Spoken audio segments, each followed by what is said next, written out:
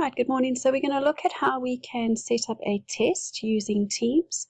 So you can do it a number of ways. You go into the class that you want, into the team that you created, or you can simply click on assignments on the left-hand side here. I'm already in the assignments tab, so I'm going to go to this button at the bottom which says create. You click on create, and it's going to come up and it says, is it assignment or is it a quiz? So assignment would just be homework that you want them to give in, and you can see my assignments here. This is what they have submitted. I've looked at 10 of them, only 9 handed in. Someone emailed me one, and so it goes on. But you want to create a test, so you click on quiz. All right, it's going to open up and it takes you to something called forms, and we're creating a new quiz, a new form. So these are the ones that I've created in the meantime, but now I want a new test. So I'm going to click on new form and it's going to open up for me. Okay, so here I'm going to click on new quiz because it's a test that I want to be done. So I click on that and it's going to open up for me.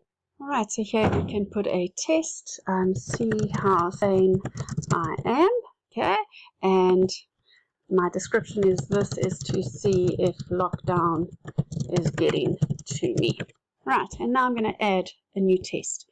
And now I can either do multiple choice, I can get them to fill in a missing word or to rate something, and there's some more options here like a Likert scale, or you could upload a file for them to read and then answer it. Okay, so I'm going to go with multiple choice because that's the easiest. How long is lockdown? And here, 21 days, 35 days.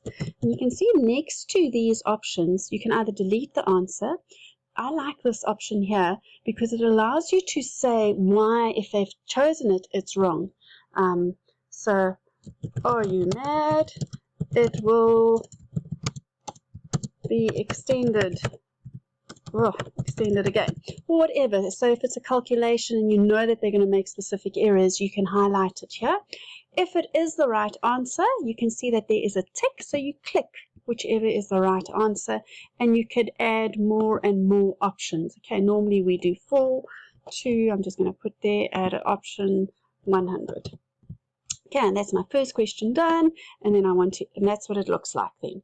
You can always go back, click on it, and fix it up again, so you can edit at any stage. Then I add a new question, and again this time I want a text, so I'm going to go what is the name of our school? Okay, and then you literally write the answer in here. You add the answer. It's Maritzburg College. Now this one is a little bit tricky because if they don't get it, the spelling absolutely right, it's going to mark it wrong. What I did forget to show you is that you can give marks or points for each of these things. So I'm going to make this count 1. Okay, now I'm done. So I'm going to click add new because I want a new one and I want a multiple choice. And you carry on and on and on. Now, if you've made something count 1 point in the previous question, it automatically carries it down. Okay, for multiple choice, if there could be 2 or 3 that are right, you would click multiple answers and you'll be able to put them in. I always click required because I want them to attempt every single one. Okay, so now that I've finished, you can see at the top it says saved. It continuously saves this for you. You can preview it, and you can see here, if you click on this, it actually reads it out for you, right? Now, I realized when I was here that I had made an error. So in question 1, I didn't put any points, any marks there. Can you see in question 2, it says 1 point. So you can click on this now. No, sorry, now it's making me do the answer. So I'm going to go back. I'm going to go back to my things, and I'm going to move my cursor all the way up. And I'm going to go back to that question, and I'm going to put in here that I wanted to count for marks. Sorry, click again. My cursor is a little bit tricky. Click on there again. Sorry, I've got to work very. Anyway, but you'd be able to do it. I just can't do it right now with this computer. So I've created my test. Okay. So please note that this is under Forms. You're not actually in Teams. This is a Microsoft product.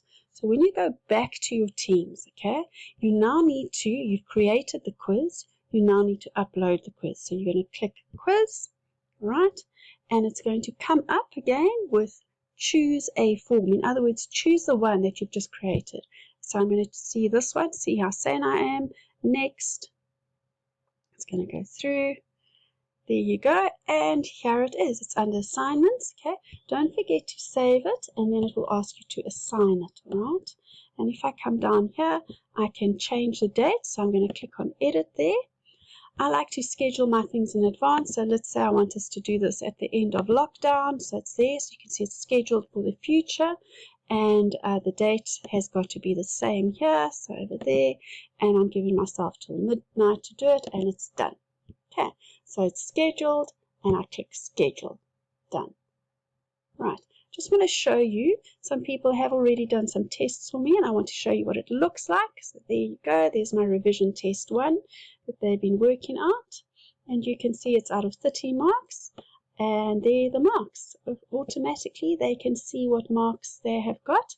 I can actually click on his work, and then I can go and see how he's done, how he has fared.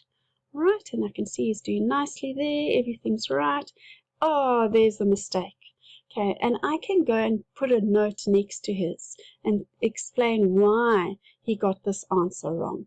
Okay, and that is the end of setting up tests. So remember, create a quiz. It saves it automatically. Come back into your assignments and then load that quiz. Hope it helps.